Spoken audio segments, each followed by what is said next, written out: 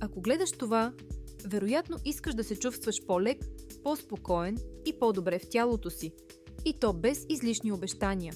Истината е, че все повече хора се оплакват от тежест, скованост и умора. А решенията обикновено са скъпи, бавни или направо не работят.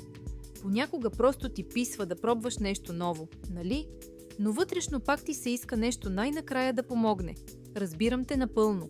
И аз бях там. Колебаеш се, чудиш се, сравняваш. Докато не попаднах на едно нещо, което ме изненада. Пия го вечер или сутрин. Усещането – топло, приятно, ароматно.